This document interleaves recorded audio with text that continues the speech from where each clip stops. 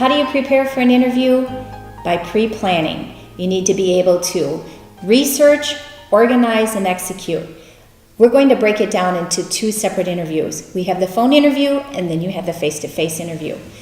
During the phone interview, the most important thing is to make sure you have a clear line of communication. Oftentimes, cell phones can be a little bit sketchy. If you're going to conduct this phone interview from home, you need to take your dog and put them at the neighbor's house for the day. Any small children, make sure they're outside and away from the phone. The last thing you want during a phone interview is some type of interference or background noise that's a distraction.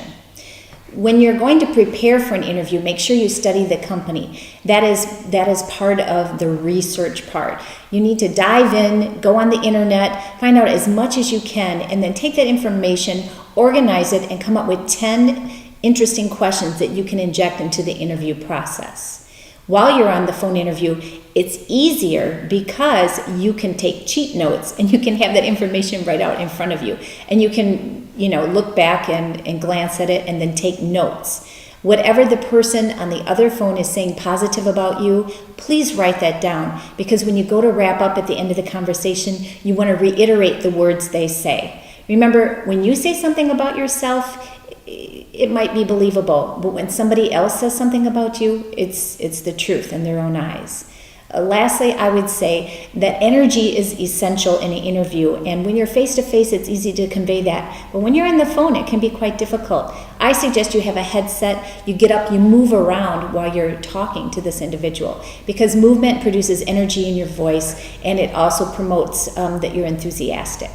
Now let's move on. We've already gone to the phone interview, and of course you're going to have to ask for the job, ask for that face-to-face interview, ask to move on. But let's talk about what happens when you get to that face-to-face interview. First and foremost, you better have your clothes ready.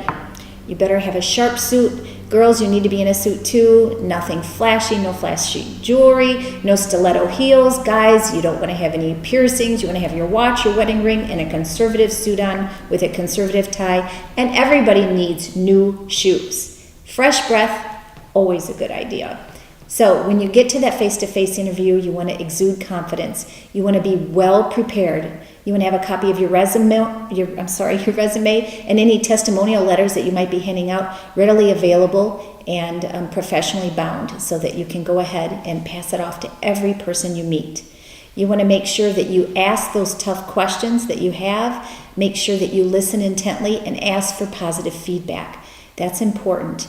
At the end of the interview process, you want to make sure that you ask for the job. Always ask for the job, ask to move on to the next step.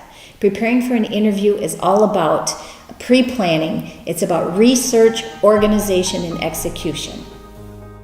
If you've enjoyed this information and would like to receive access to our books, white papers, posters, and blogs pertaining to our executive search, career coaching, and leadership transformation services, please check out our toolbox at rapella.com.